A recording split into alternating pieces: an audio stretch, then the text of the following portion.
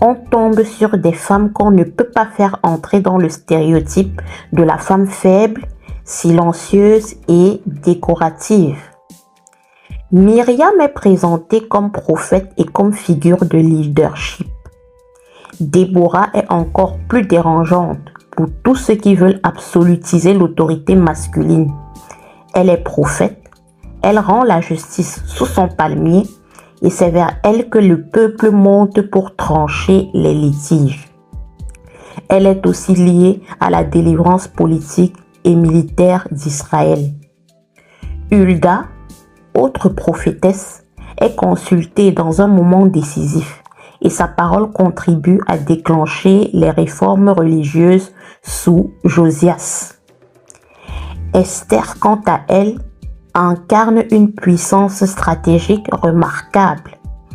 Elle n'est pas une guerrière armée, mais elle comprend le pouvoir, le timing, le langage, le risque, la diplomatie, et elle sauve son peuple par une intelligence politique et morale extraordinaire.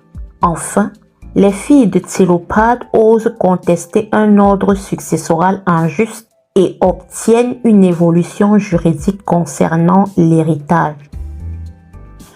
Quand on met ces figures côte à côte, il devient difficile d'affirmer sérieusement que la Bible ne sait représenter les femmes que dans la passivité. Ce qui est frappant, c'est que ces femmes n'ont pas toutes la même manière d'exister. Et c'est précisément cela qui les rend si puissantes. Déborah exerce une autorité publique explicite. Esther agit depuis un espace de contrainte, mais elle transforme cet espace en lieu de résistance. Myriam incarne la mémoire, la louange et le souffle prophétique. Les filles de Tsélophade utilisent le langage du droit pour réclamer la justice. Autrement dit, la Bible ne propose pas un seul modèle féminin.